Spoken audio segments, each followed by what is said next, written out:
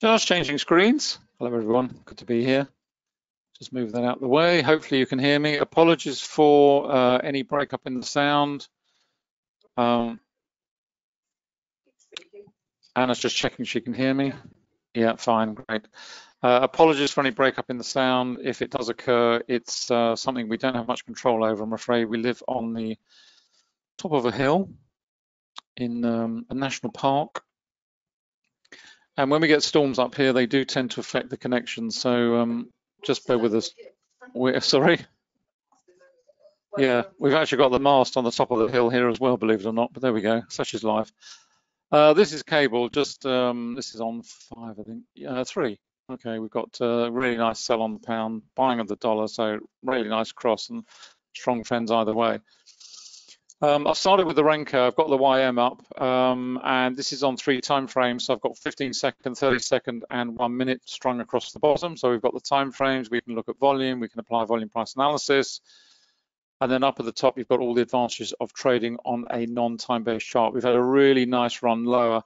I mean, pretty straightforward trading, I have to be honest.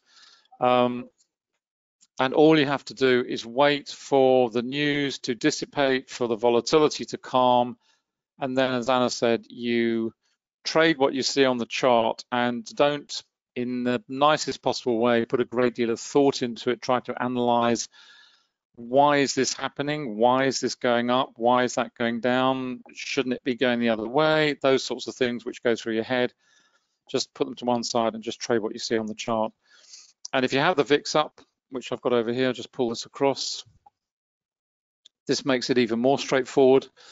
This is the VIX on various time frames. I've got the 15, I've got the 10. Sorry, that's just changed that one to 5. Put that one back to 5. There we go. So I've got the 5, the 10, the 15, and the 20 minute. Volatility all over the place, but generally speaking, the VIX has been rising pretty strongly. And that's the reason, particularly in this last, since we started really, once Anna started talking, the market's really started to develop a nice trend lower. I'm on the YM. I'll go and have a quick look at the other two as well. But that is the reason we were seeing it, very strong reaction in the VIX. We're now starting to see some sideways coming in. We've got volatility triggers everywhere, so we're seeing sideways price action here. We've even got one on 20 as well. So that was really, really straightforward stuff. And when you go into the Renko, we just pop it. This is the 30 second. Really nice move. And the two indicators that really stand out when you're using it on the Renko are the trend monitor at the bottom and the trend dots. And as we've said many times before, the trend dots will always transition first. They will always change into a transitional color, but not only that, they will move from above in a downwards trend. They'll move back above, and below if it's going to be a reversal to the upside. Here you're starting to see it. We're starting to see it dip down again. But the key point is the trend monitor doesn't transition. Bear in mind this is 30 second. This is 15 second. Of course, you're going to see transitional changes on the 15 second. But even here, we've got the trend monitors been bright red right the way through, no flicker of a change in here. We had quite an extensive congestion phase here. We had a minor change into darker red and out to darker blue, but it never went to brighter blue. It stayed in darker blue. Now we're coming out the other side. And that really does reinforce the fact that, when you're using it with multiple timeframes, as we are here, the trend monitor was developed for one thing, one purpose. It's only got one objective, and that objective is to help to keep you in through these congestion phases, through here, when you've had a decent move lower, you're starting to panic even here, the market starts to reverse, you think, oh, shall I close out? No, you've lost all this. And that's what happens to most traders. It's the one thing that defines those traders who are able to move forward with their trading account and those who can't, because it's not a fact that you're doing things wrong. It's the fact that you haven't got that little bit of help. They used to call it mother's little helper years ago, which was gin, in case you didn't know. But it is that little helping device which just gives you enough confidence, particularly if you use it in multiple time frames, to maintain a position through these congestion phases, which are an absolute killer emotionally, and to then come out the other side. And that's what it was developed for. And in conjunction with the trend dots, which change first because they work very close to the price action, the trend monitor, which takes a more considered view of price action. They are the perfect combination. And working on the Renko bricks, they really are truly the best way of, sorry, excuse me, I think there's someone at the door. They really are the best way to combine those with a non-time-based chart, because what you will see on a non-time-based chart is momentum. You never see it on a time-based chart, in the sense that within a candle, if you take any, a 5-minute candle, what you see on a 5-minute candle is one candle. What you see on a Renko chart, and what you see on a tick chart, is you see that time aspect split into the little components that make it up. And that's why tick charts and Renko charts are so powerful, because you see momentum. Because each of these bricks, we've got 8 here. Basically, I'll check these in a minute.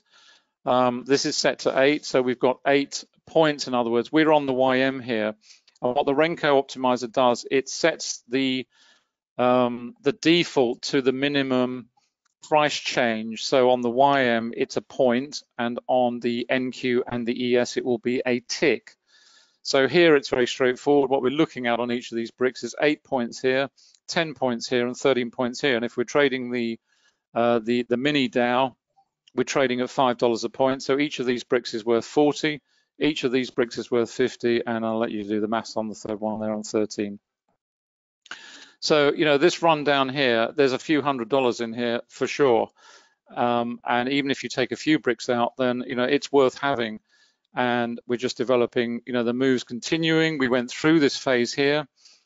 We've come out the other side. We've turned red again. This hasn't flickered, not changed. We're still in here. We had the congestion. We're coming out the other side. And if I pull the Renko over, sorry, not the Renko, the VIX. There we go. What's happening now? We're starting to see the VIX rise again. So, what do we expect to see in terms of risk? Risk off. Now, what's interesting at the moment, we've got a whole, I'm just leaning over somewhere else, got one of our accounts up at the moment. We've got a whole bunch of yen positions, long selling yen, basically, buying the pair, selling yen. We've got a whole bunch of positions. And we've got a very, very healthy profit in for today so far. And what's interesting is the yen down here, because if this is happening, expect to see the yen start to kick up, and to be honest, it's not happening at the moment, and hasn't been for the last sort of half an hour or so. It's just been heavy yen selling, and it's one of these, it goes back to what Anna was saying, and what we always say: trade what you see on the chart. We get questions in the forum, in the chat room, in the private chat room. In fact, there was one yesterday. Someone asked the question, well, why is it doing this? And I replied and said, look, don't worry about it, just enjoy the ride. And that's what it's about. Just enjoy the ride, trade what you see on the charts, and just, enjoy the ride. When the markets are fast moving like this, and it's pretty straightforward stuff, then just enjoy the ride. You can see the volume rising here. I know this is 15 seconds. Let's just check these out, make sure they're set to the right time frame. This is on 15 seconds, so make sure I don't set it 15 minutes. There we go. You click on the Renko, and what it delivers is the optimal brick size for that particular instrument at this particular time of day. And what it's telling us is to set this to 9. So this is a little bit, I think it was 8 before, so we've now crept up a little bit. So we've now got 9 points in each of these bricks. Let's just check what the 30-second one is. So we'll reset that one.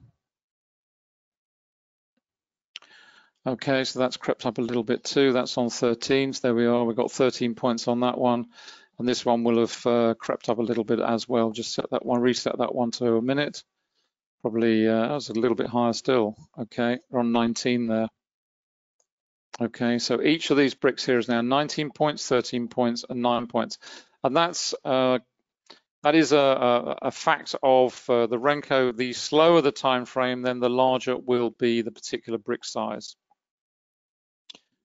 And what you're starting to see is, and then you're down onto the volume price analysis aspect of the chart structure, and also the volume that's coming in. We've got a nice little 2-bar reversal here. So, that's almost a perfect hammer. So, you start to put everything together. You're looking at the VPA market from the perspective of volume price analysis, and you're looking at this from the perspective of momentum on the Renko. And it's just a really nice example. We're starting to see it. And what we're also starting to see over on the VIX, we're starting to see a slowdown in the upwards momentum. We've got some volatility coming in, and that's the reason you're starting to see this now reverse. And you can see on this particular time frame, the trend monitor, we've gone through a pretty quick transition here. We've gone from bullish, from bearish, beg your pardon, through a single color, dark red. We've come out the other side. So there's been no dark blue on this one. We've come out into bright blue. If this is going to be a strong change in trend, then we're going to see it reflected here, and we will see it reflected across over onto the other side. Let's just hop over on to see what's going on the other indices. Right, this is the three of them. This is on much slower time frame, so we're on 5 minute here. This is on the YM, just what we were looking at. We're on the 5 minute on the NQ, and we're on the 5 minute and on the ES. And there are several reasons that we're starting to see that reversal. Much slower time frame. You can start to see the buying that's come in here. We had a wick to the lower body, a lot of volume coming in under here, and therefore, we like to see a reaction. That's not necessarily the case that we're going to see a complete reversal. The VIX is starting to drop a little bit, so we're starting to see that anyway. We move across to the NQ. What have we got? We've got a volatility trigger.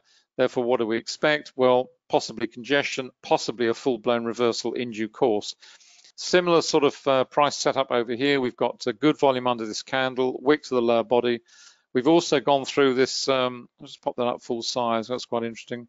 We've got this very strong cluster. These two levels here on the accumulation distribution indicator are extremely strong. Let's pull that out a little bit, there we go. And the reason it's strong is because in their own right, these levels are well developed. The thicker the line, you can see, you might be able to see, this is a level that was tested twice and held. These ones here were single results, but down here, these are much stronger. They're wider because they've been tested multiple times and held. Now, in their own right, they're strong. So here, obviously, they were acting as support, and then that was breached under decent volume. Now they are acting as technical resistance, not only in their own right, but also as a pair, because when you get a cluster of two like this, this is immensely strong. And you can see it's actually tested it pinpoint accurate to the upper level, and it's pushed it back down again. So, this is what I mean by using multiple charts in multiple time frames. And in this case, what we're doing is we're actually using related markets, if you like, to give us little bits and pieces of additional information that are going to help us. Because what's interesting here, we've got the three indices, which I was going to say, generally speaking, move in the same direction. Certainly over the last few weeks, that's not been the case. But what they also fill in is little gaps of information. And what's interesting here is having that volatility trigger in there, which you haven't got on this one and you haven't got on that one. But the fact you've got it on here will just give you a little bit of confidence to say, oh, okay, well, I might be expecting some congestion here and possibly even a full-blown reversal, but certainly something in the way of congestion to follow, which is actually what we're seeing right now. And a similar sort of pattern is developing over on the VIX here. Just pull this over again. We had a volatility candle here. This is on 15. Markets moving inside. Didn't have a volatility on there. We had it on the previous candle. Nothing on here. We've got a volatility candle here. Another one following. So we're moving sideways. Nothing much on 5 to speak of. Just move that back out of the way. But that's why we're seeing this sort of pause point at the moment in terms of the move lower and into a possible congestion phase. You can see here on the trend monitor, pretty slow compared with what we were looking at in terms of the Renko, but in terms of the general trend, it's bearish, bright red, bright red, bright red. Again, it's another reason for having up, I was going to say quasi-related markets. Of course, these are related markets, but it's just another facet of the market relationship where you look at a relationship to within that particular market itself. In other words, you're looking at equivalent risk asset classes. In other words, indices in this case. In the Forex world, you'd be looking at related markets internally. In that case, you'd be looking at it from the currency matrix point of view. So in other words, related currencies to the one you're trading. And then of course, you're looking outside of that to other factors related to markets, which are not within that particular market sector, but in other market sectors, either risk on or risk off related asset classes. And as always, down at the bottom, we've got the daily. It's the NQ, which has been rip-roaring away, showing no signs of slowing other than today. Good move yesterday, good candle, nice volume.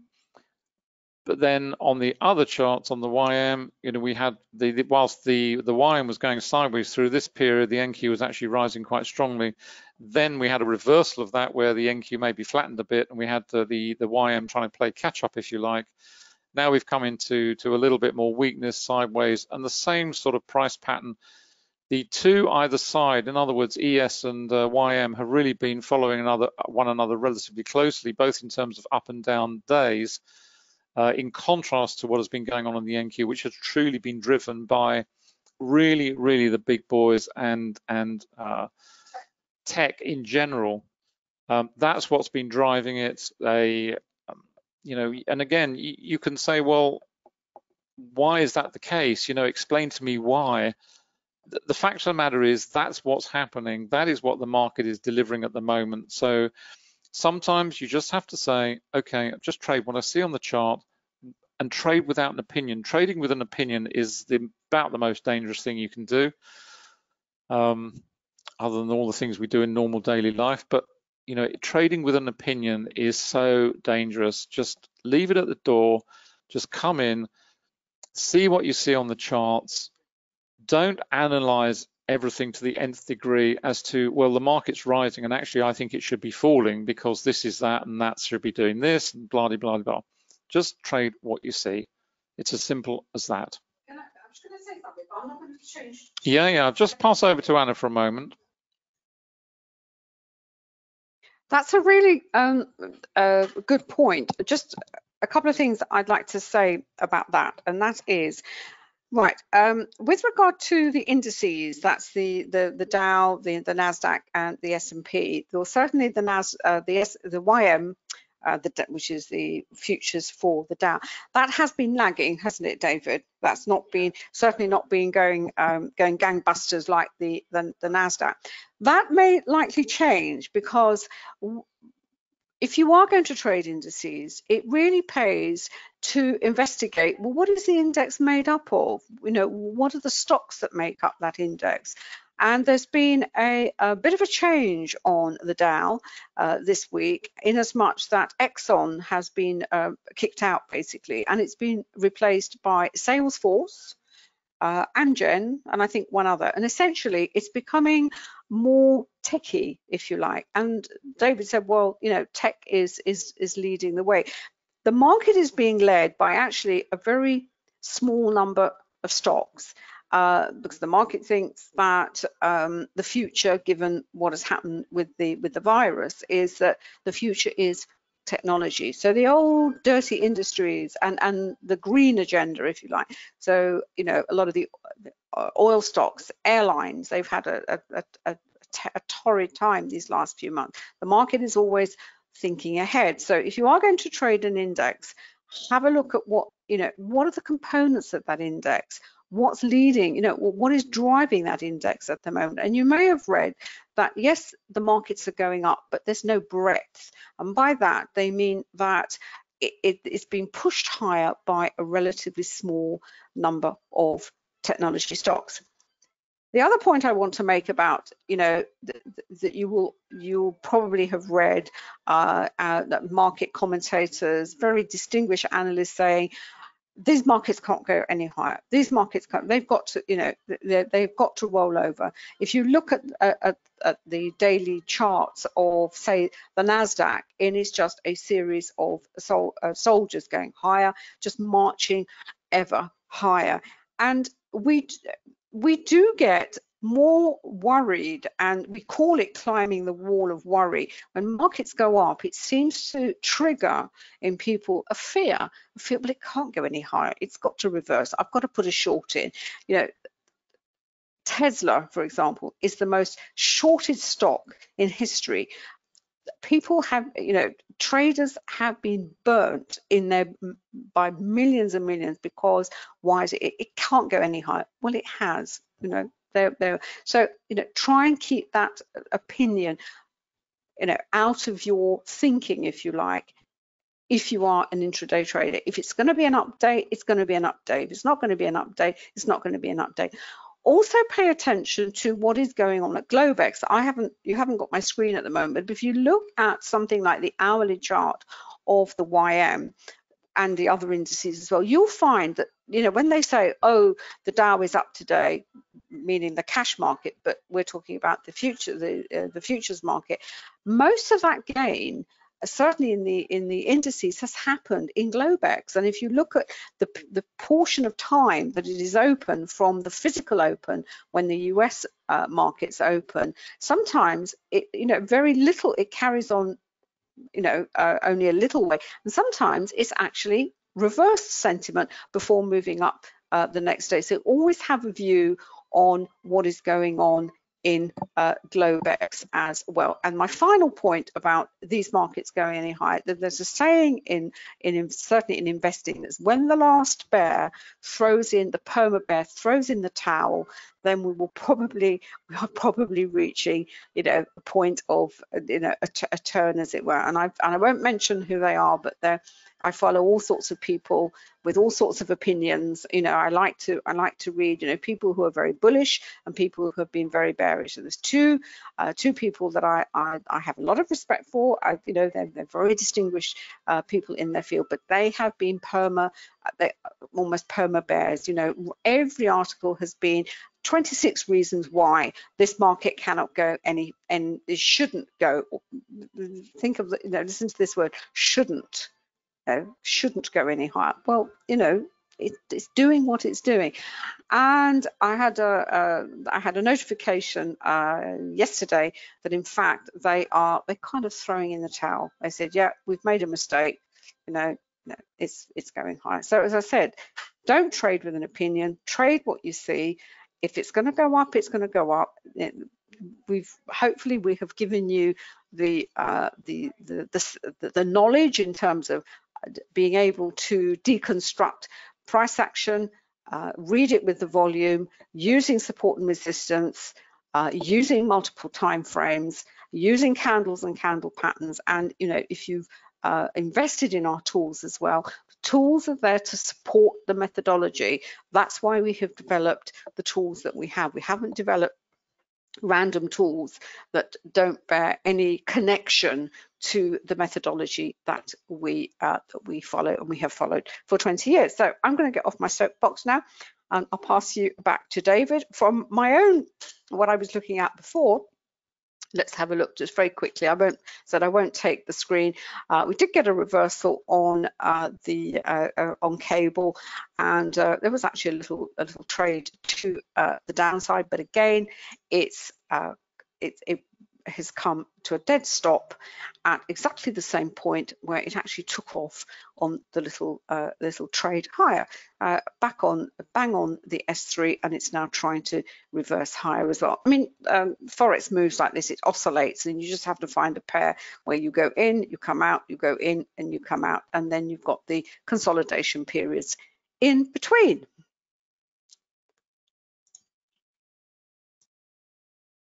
Thanks, darling. Sorry, I was looking around all over the place, just checking in on one or two other markets. Had a quick look at oil. Still very sluggish. Trying to move higher. We've had OPEC and all the rest of it, and it still really hasn't given it much momentum.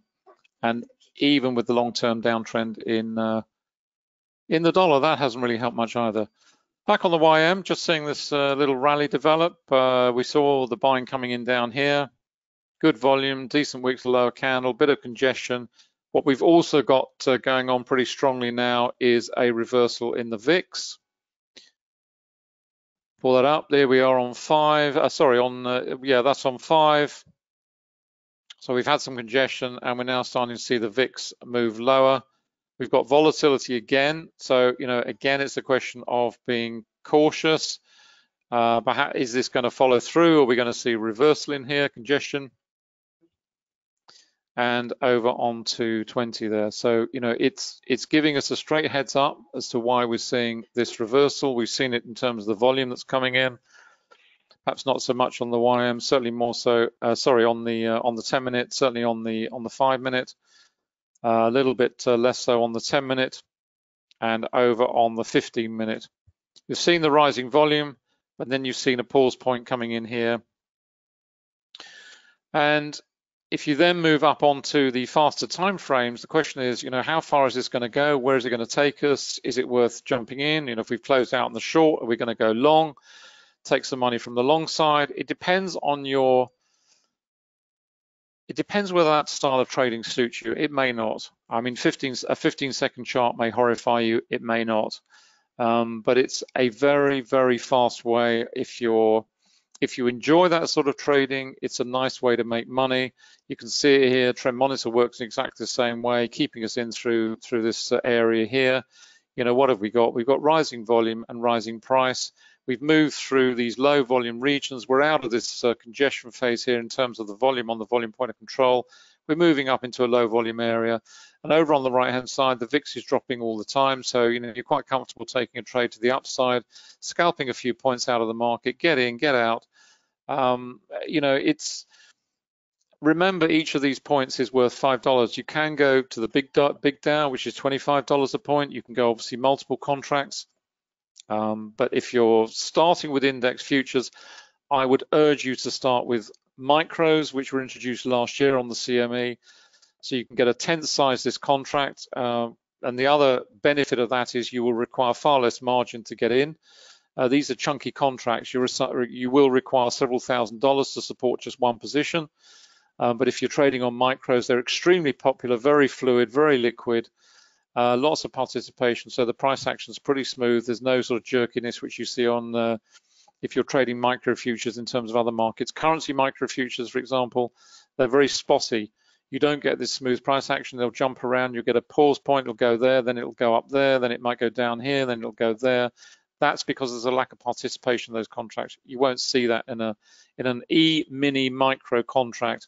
You won't see that. You'll get nice, smooth price action as you get here.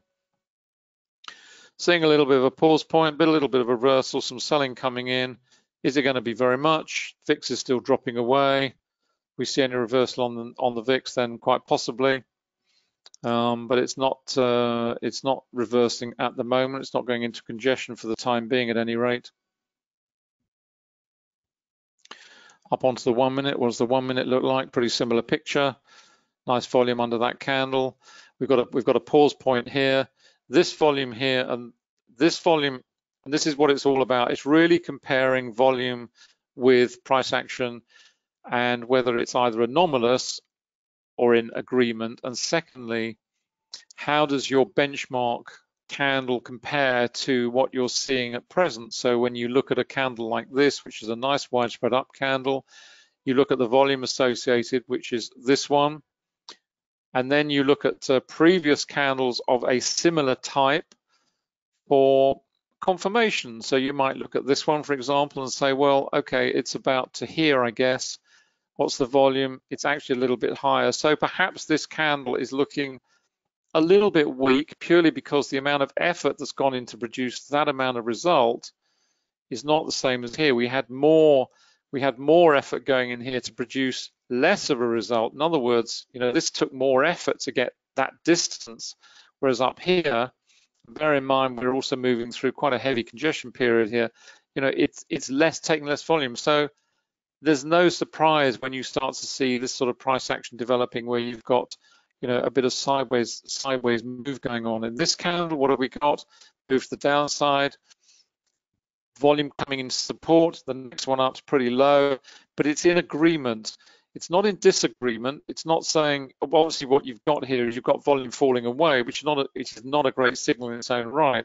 But that candle and that volume bar are in agreement purely because the spread of that candle is pretty narrow, and so you would expect the volume to be lower.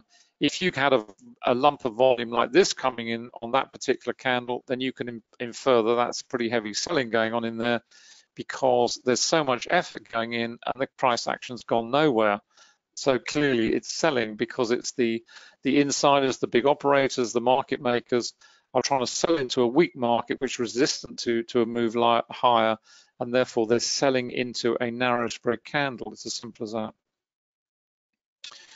Now, what are we seeing? We're seeing on the VIX a bit of a pause point. That's really what we're seeing here as well.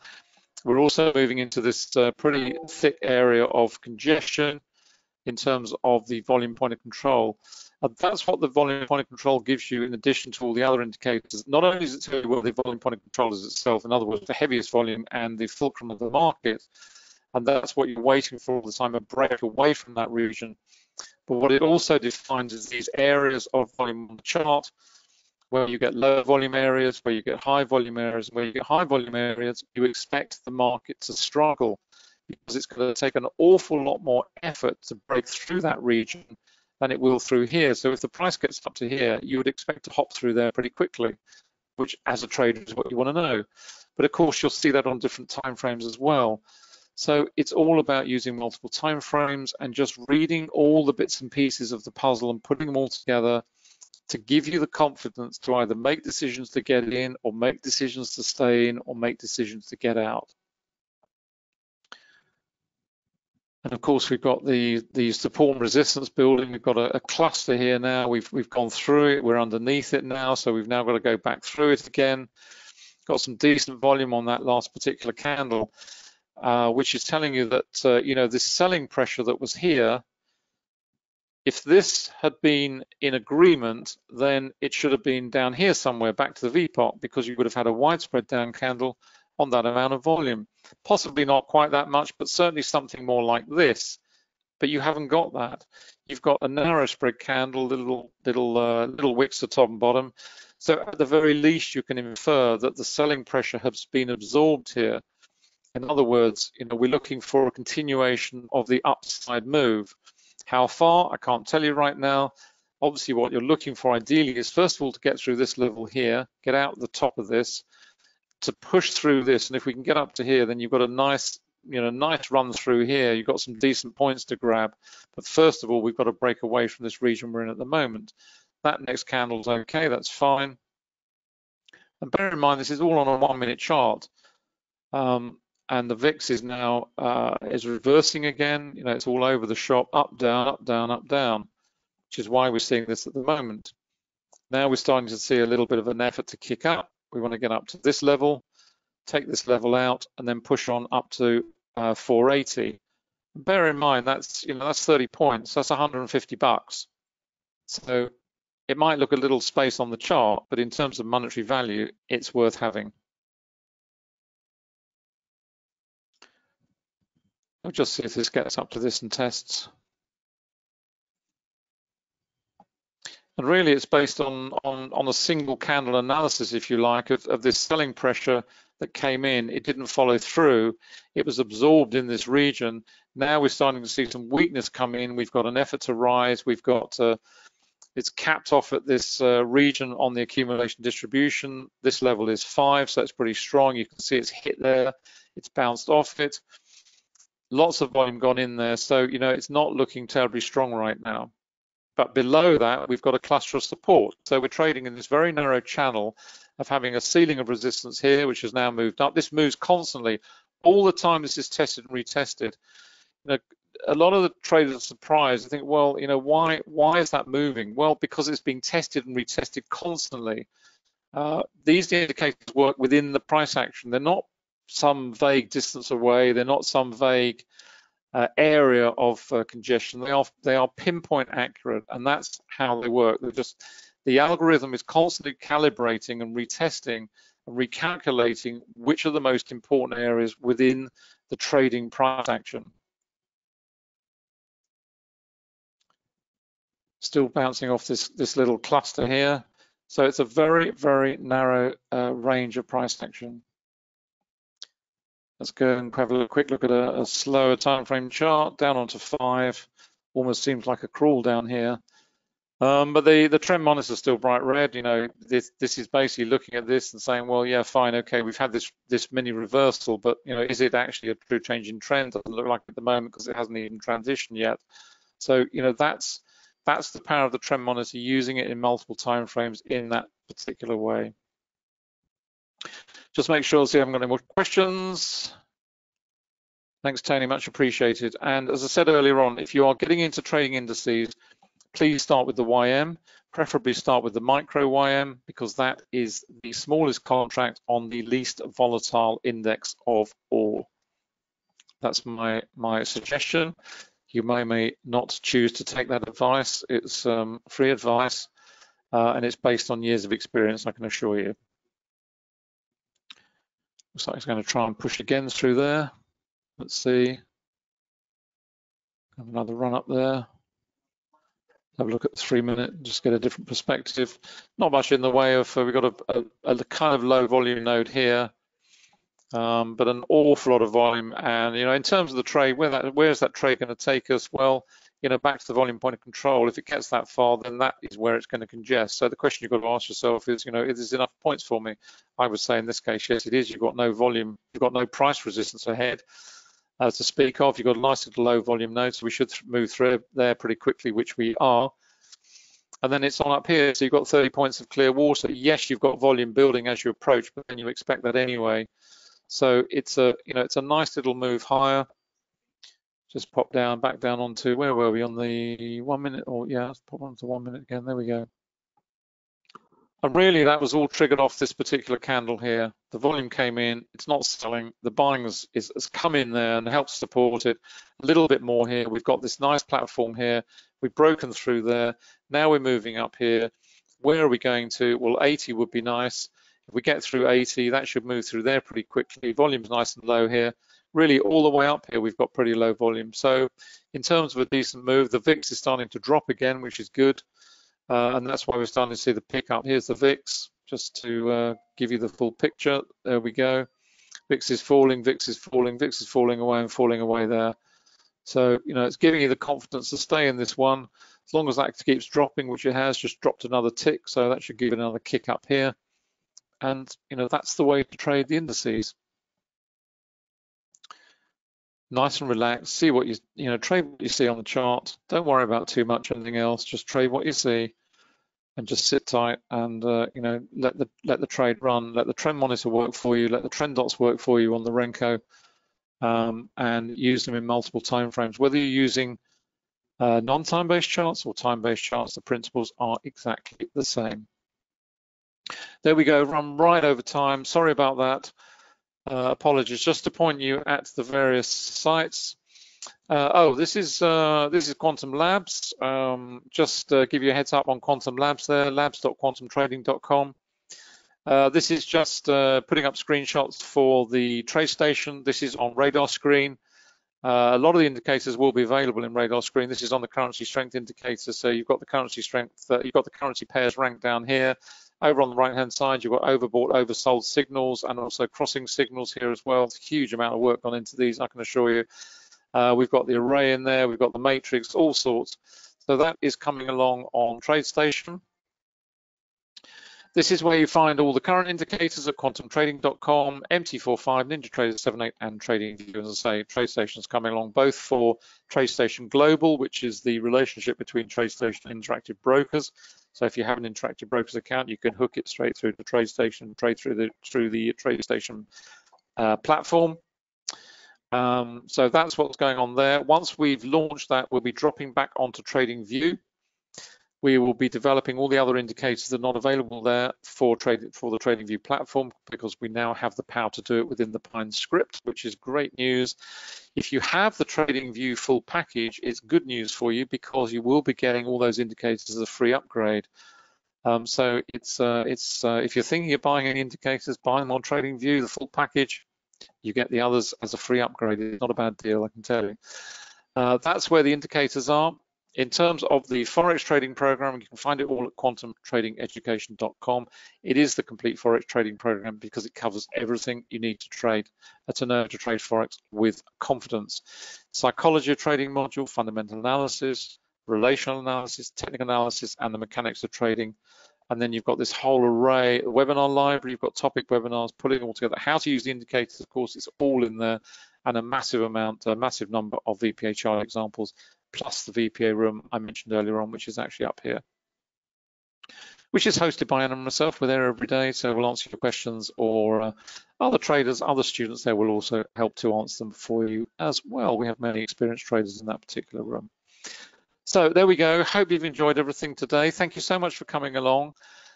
We are back next Tuesday. It's bank holiday here on Monday, so the markets will be pretty quiet in the UK. Tuesday we're back, Tuesday morning, 7:45 UK time. We look forward to seeing you there. Enjoy the rest of the trading day. Enjoy the rest of the trading week. Have a great weekend. Stay safe as always, and enjoy it. See you soon. Thanks very much for coming on today. See you soon, and bye for now.